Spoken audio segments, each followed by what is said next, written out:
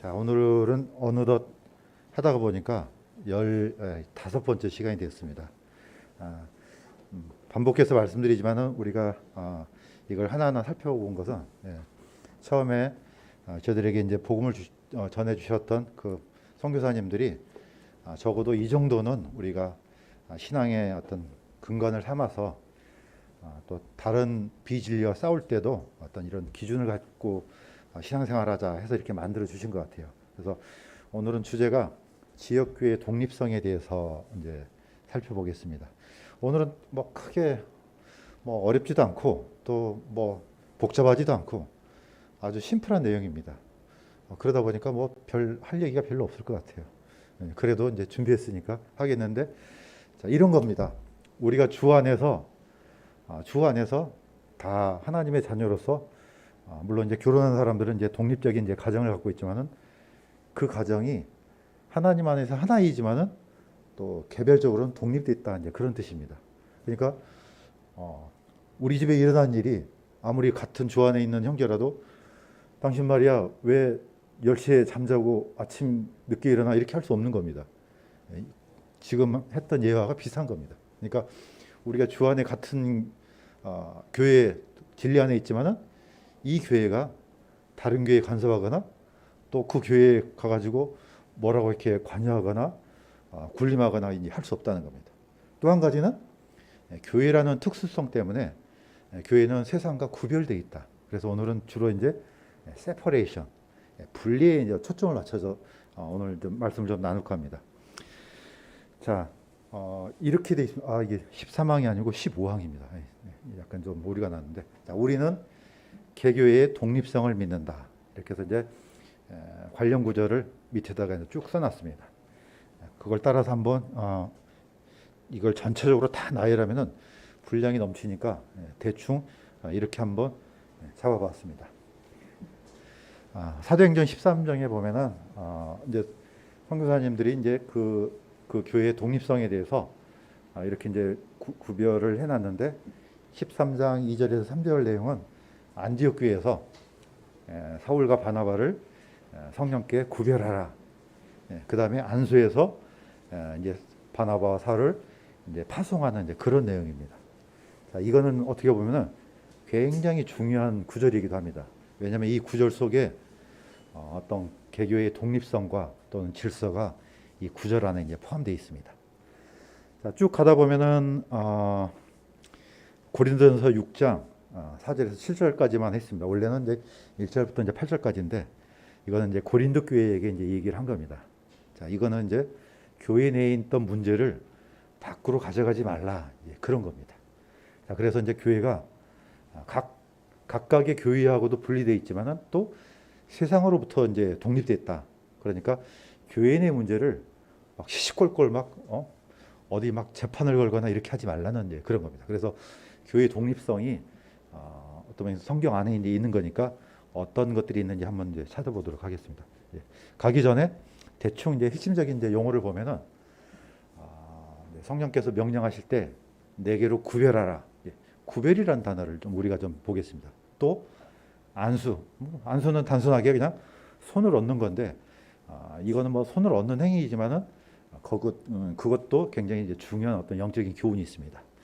자, 이제 교회하고 또 연합하고. 자, 우리가 이제 이걸 살펴볼 때는 어쩔 수 없이 또 계속해서 반복적으로 예루살렘 교회의 역사와 안디옥 교회의 역사, 그 다음에 공통점과 또 다른 점을 살펴볼 수밖에 없습니다.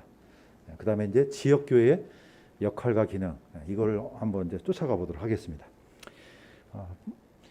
반복적이지만 여기 있는 주제 자체가 연결고리를 강하게 갖고 있기 때문에 어떻게 따로 이제 설명할 수가 없습니다. 그래서 지난주에 했던 내용이 많이 맞물려 갑니다. 보시면 아시겠지만은 다시 한번 또 끊임없이 또 반복하지만은 예루살렘 교회가 최초의 어떻게 보면 이제 지역 교회로서 약간 우리가 지금 알고 있는 교회하고는 약간 다른 형태입니다. 자, 예수님께서 첫 번째 초실절에 부활하신 후에 정확하게 50번째 날이 이제 오순절인데, 이때 이제 물론 이제 성경에는 마가의 다락방이라고 나오지 않습니다. 그러나 이제 대부분 성경학자들이나 또 역사를 연구한 사람들은 120명이 모일 수 있는 자리는 당시에 어떤 이제 마가가 굉장히 이제 그 부유한 집안이었기 때문에 또 가끔 이 마가의 집에서 모였거든요. 그러니까 거의 마가의 다락방으로 이제 생각을 하고 있습니다. 그래서 이제 120명이 모여 있을 때 오늘날과 다른 형태입니다. 자, 그때는 뭐가 보였습니까? 들렸습니까? 강한 바람 소리 같은 것이 있었고 또 불의 혀같이 갈라진 것들이 그 120명 각 사람 머리에 앉더라. 성경에는 사도행전 2장의 23절을 보면은 성령이 오시는 소리하고 이 눈에 보이는 그러니까 불의 혀처럼 갈라진 것들이 임했습니다.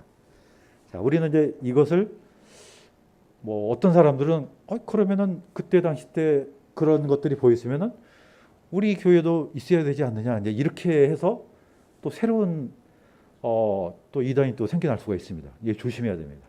자, 이걸 성경에서 얘기한 것은 끊임없이 강조하지만은 여리고성이 매번 가나안 땅 쳐들어갈 때마다 각 도시마다 7번씩 도는 게 아니지 않습니까? 딱 한 번 일어납니다. 가나안 땅의 첫 번째 도시에 여리고 성만 마지막 7번째 날 7바퀴를 돌았던 것은 대표성을 띠는 겁니다. 여리고성은 가나안 땅의 대표적인 도시입니다. 그래서 그 한 도시를 그렇게 함으로써 전 가나안 땅이 하나님께 드려졌다는 것을 성경은 끊임없이 반복합니다. 자, 예루살렘 교회도 마찬가지입니다. 이 예루살렘 교회는 사람들이 보이는 사람들이 모여 있었습니다. 120명이 모여서 있을 때 이와 같은 현상이 일어났습니다. 자, 그렇게 해서 성경에서 보여주는 것은 모든 교회, 사도들의 터 위에 예수 그리스도의 반석 위에 있던 교회가 이렇게 드려졌던 겁니다. 그러므로 이 예루살렘 교회 안에 사실 우리 교회도 포함된 겁니다. 이미 다 들어있는 겁니다. 자, 그러면서 사도 베드로는 분명하게 선포했습니다. 그게 이제 두 번째 회개하고, 그러니까 이제 거기 있는 사람들이 이제 하나님께서 주셨던 그런 방언의 기적, 지금 하고 있는 방언하고 다른 겁니다.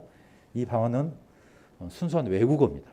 16개 지역에서 왔던 사람들이 쓰던 언어를 통해서 얘기하니까 자, 그걸 본 사람들이 우리가 어찌할꼬 하면서 이제 가슴을 치면서 어떻게 할지 몰랐을 때 사도 바울이 다음과 같은 이 말씀을 선포합니다.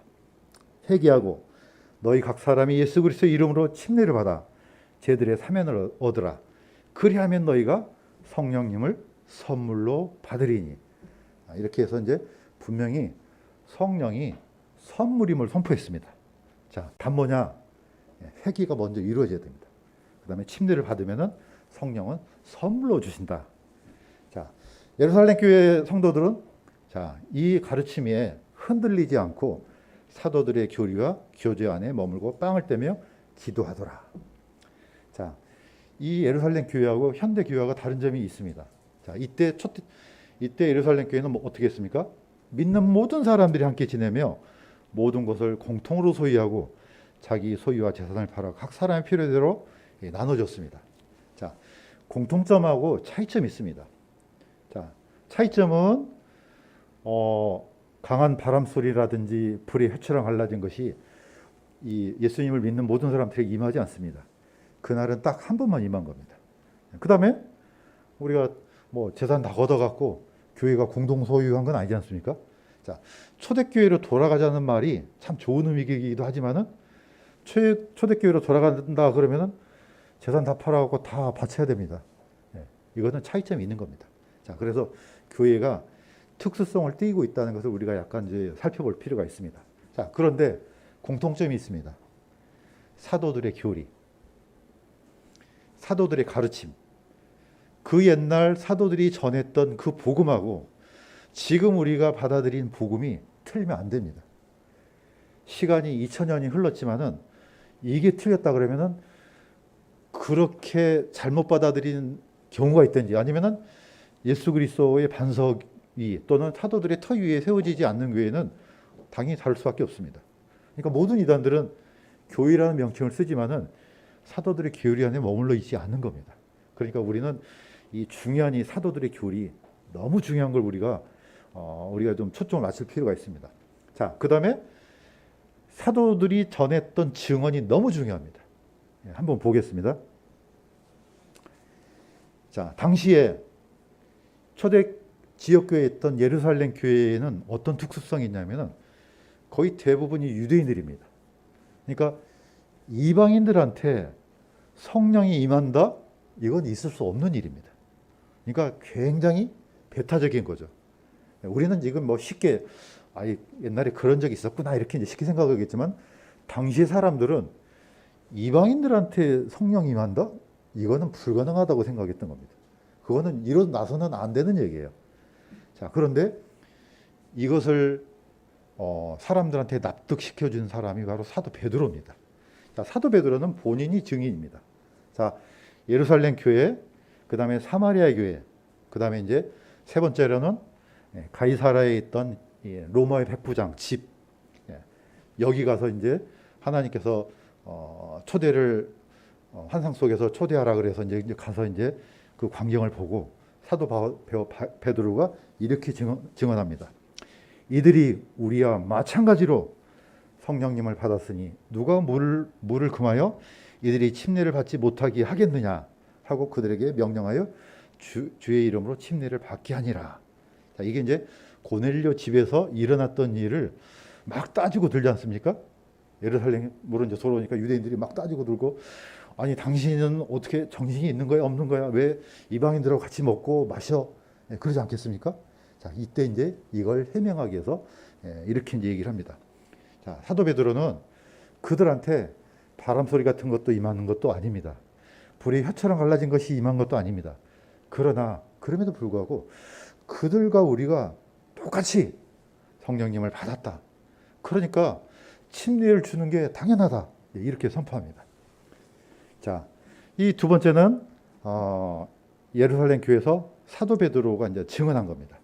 이거는 이제 어떻게 보면은 처음에 이제 예루살렘에 이제 와서 이제 유대인들이 이제 따지고 드니까 이제 이 말을 한 겁니다. 제가 읽어보겠습니다. 하나님께서 주 예수 그리스도를 믿는 우리에게 주신 것 같은 선물을 그들에게도 주셨으니 내가 무엇이기에 하나님을 거역할 수 있겠느냐 하니라. 자, 그들이 이것을 듣고는 잠잠하고 하나님께 영광을 돌리며 이르되 그러면은 하나님께서 이방인들에게도 생명에 이르는 회개를 주셨도다 하니라. 자, 우리가 이제 글을 읽으니까 좀 와닿지 않지 않습니까? 자, 이게 썩 기분 좋게 말하는 거겠습니까? 이건 그냥 어쩔 수 없이 같은 선물을 주셨다고 하니까 듣는 사람이 그러면은 이방인들에게도 생명 이르는 회개를 주신 게 맞네. 이 정도 분위기. 그냥 싹 마음에 내키지 않지만은 그 일어난 현상에 대해서는 그렇네. 그게 맞긴 하네. 이 정도로 우리가 이제 감을 잡을 수가 있습니다. 자, 특별히 이제 예루살렘 교회에서 사도 베드로는 이제 강력하게 증언합니다. 하나님께서 우리에게 성령님을 주신 것 같이 그들에게도 주사 믿음으로 그들의 마음을 정결하게 하사 우리와 그들 사이에 아무 차별도 두지 아니하셨느니라.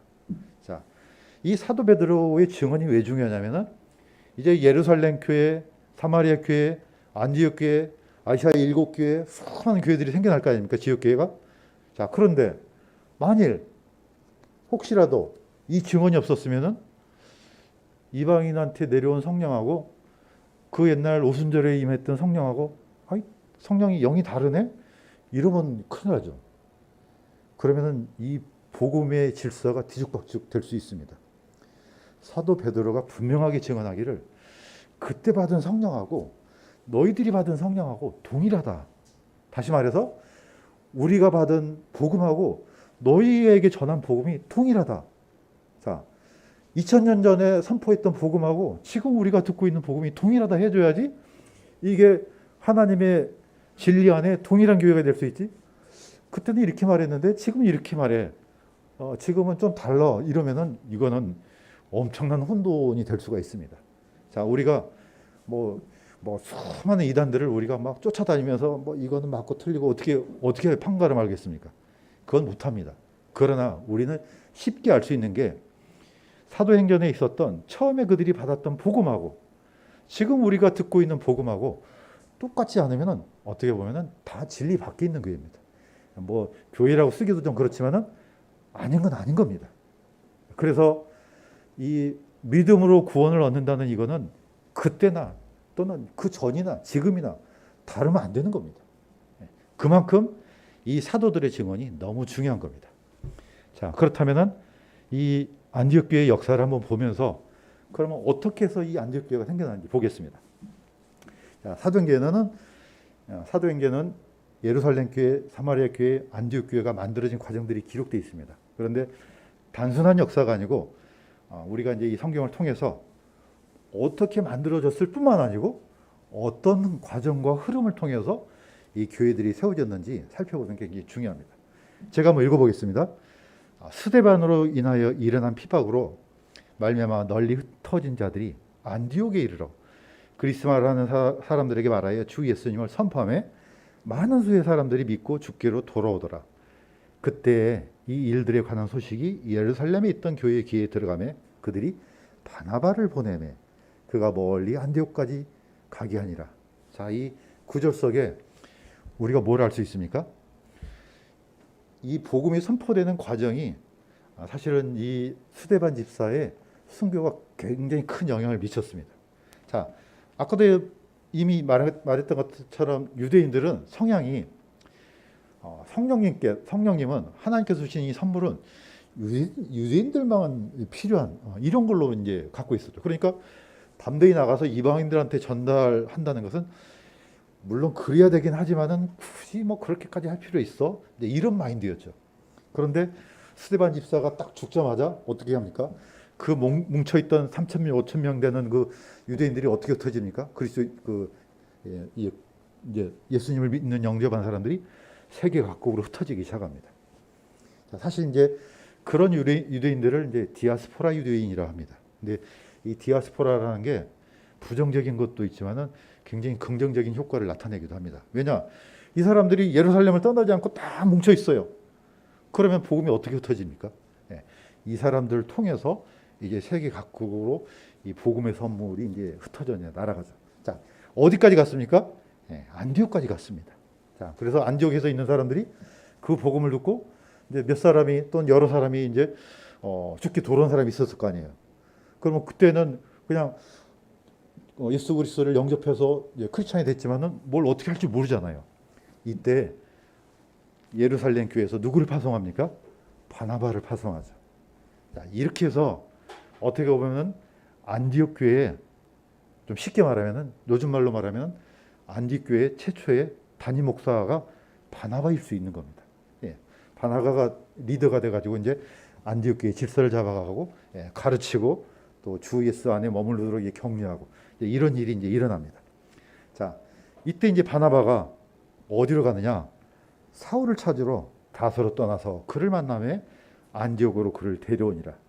그들이 만 1년 동안 그 교회와 함께 모이며 많은 사람들을 가르쳤는데 제자들이 안디옥에서 처음으로 그리스도인이라 불리니라. 자, 오늘날 크리스찬이라는 이름은 어디서 나옵니까? 여기 보니까 안디옥 교회에서 나온 겁니다. 예루살렘 교회에서 나온 게 아니고 크리스찬 그러면 안디옥 교회에서 나온 겁니다. 자, 그런데 이 사도 바울은 다메섹 도상에서 예수님께서 부르셨을 때 그때 바로 시작된 게 아닙니다. 대부분 성경학자들은 사도 바울과 바나바가 함께 협력해서 안디옥 교회를 이제는 이제 인도하고 가르쳤을 때 이 기간을 거의 10년이 넘게 봅니다. 그러니까 사도 바울은 거의 10년이 넘을 정도로 어떻게 보면은 단련하고 또 단련하고 끊임없는 어떤 기다림의 시간을 보낸 것으로 이제 우리가 파악하고 있습니다. 그러니까 장장 긴 시간 동안 아라비아 광야에서 3년, 그 다음에 수많은 기간 동안 아마 이제 다소에서 하나님의 때를 기다리면서 이제 기도하고 있었던 것 같아요. 그때 찾아 나선 사람이 바로 바나바입니다. 그러니까 어떻게 보면은 바나바의 역할이 어마어마한 역할입니다.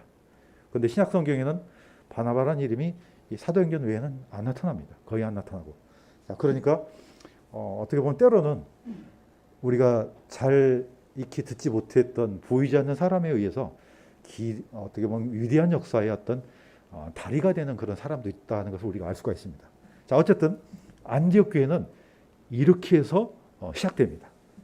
그래서 이제 모든 사람들은 대부분 이 안디옥 교회를 최초의 이방인 교회 이런 호칭을 붙여줍니다. 물론 사마리아가 있기는 있지만은 이거는 거의 지역이 이스라엘 지역 안에 있기 때문에 안디옥은 완전 시리아입니다. 오늘날로 말하면 이제 터키 지역이기 때문에. 그래서 이 안디옥 교회를 어떻게 보면은 오늘날 전 세계에 어떻게 보면은 선교의 전처 기준으로 이제 보는 거죠. 그럴 수밖에 없는 것이 예루살렘은 유대인들이기 때문에 굳이 그 사람들이 나가서 뭐 이방인들에 대한 어떤 뭐 그런 애절함과 뭐 연민이 있겠습니까? 그러나 이방인들은 자기네가 이방인이기 때문에 이 사정을 너무 잘 알지 않겠습니까?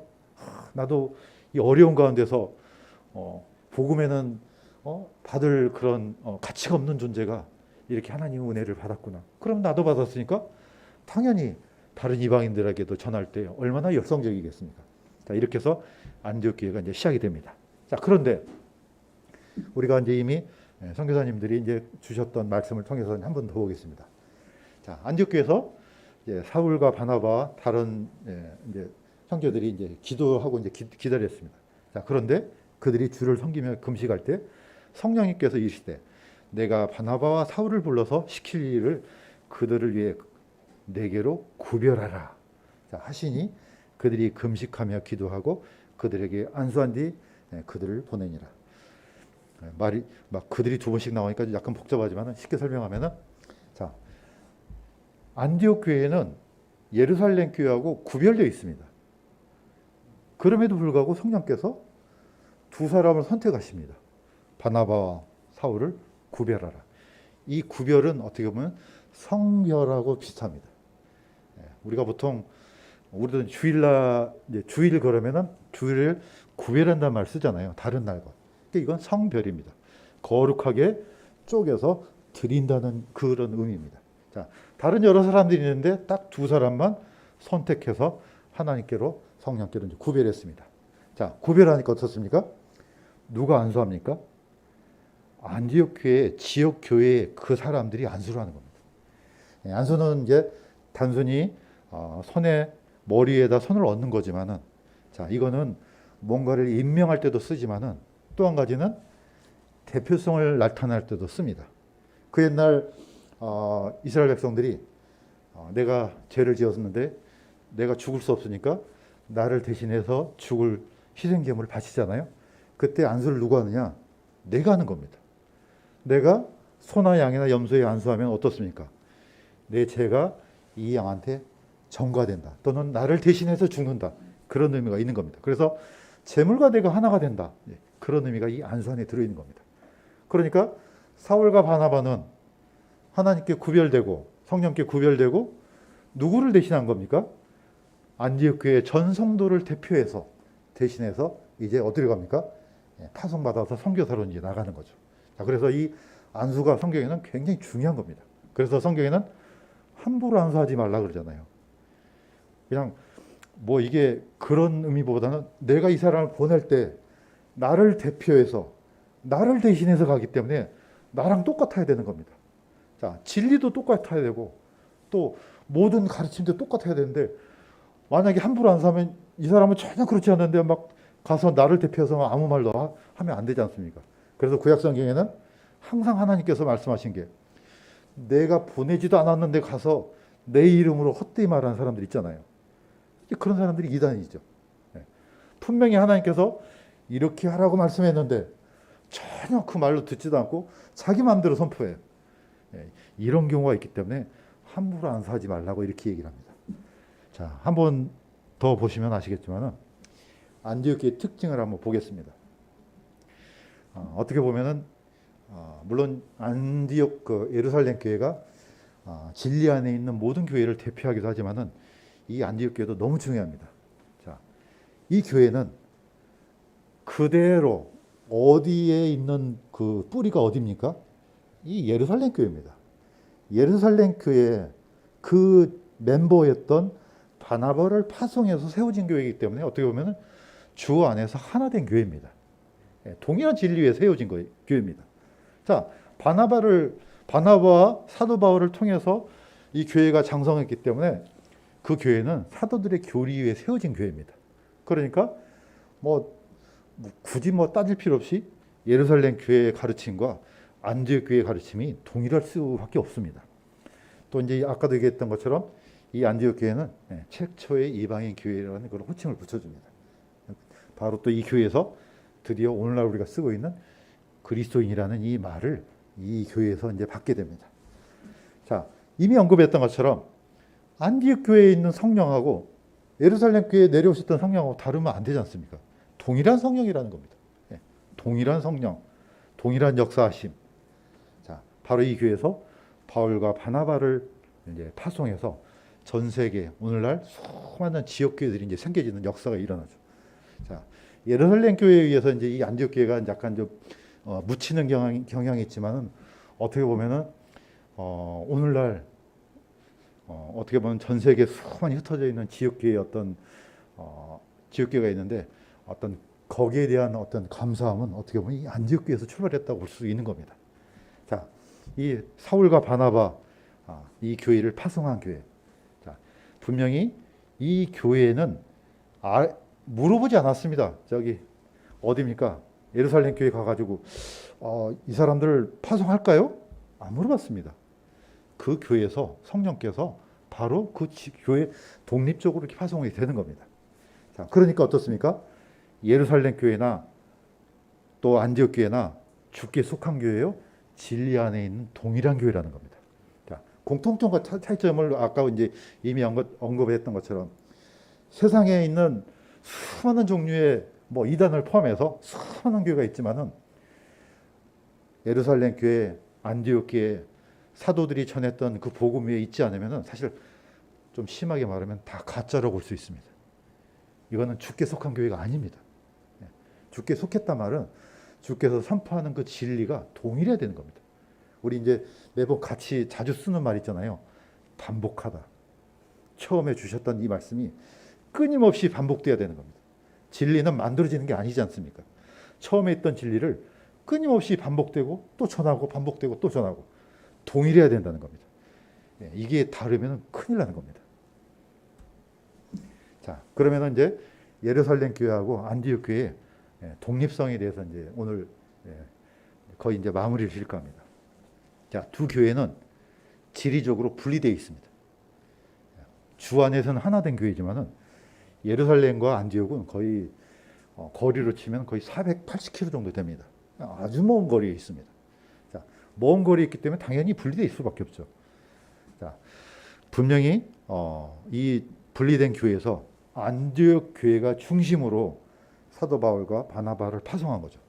그래서 이제 엄밀히 말하면은 사도 바울이 온 세상을 다니면서 지역 교회를 세웠지만은 멤버는 누굽니까? 사도 바울은 안디옥 교회의 지체입니다. 바나바 역시.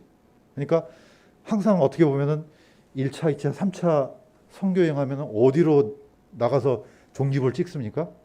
항상 본교회에 와서 종지부를 찍습니다. 많이 아시아, 소아시아 지방 또 유럽으로 해서 여러 번 이제 세 차례 선교여행을 하고 항상 어디로 갑니까? 안디옥 교회 가지고 자기가 했던 일을 보고합니다. 그러니까 일종의 이제 선교 보고죠. 자, 이거는 굉장히 중요한 겁니다. 그래서 우리가 나가서 무슨 일을 하다가 그냥 아무 일 없듯이 사라지는 것이 아니고 나중에 어디다 보고합니까? 교회에다가 보고하는 겁니다. 이거는 나중에 각 사람들이 다 어떻게 보면은 주 앞에 가서 우리가 했던 일을 보고하는 그런 교훈을 우리가 읽어낼 수가 있는 겁니다. 우리는 각자 자유롭게 삽니다. 그걸로 끝나는 게 아니지 않습니까?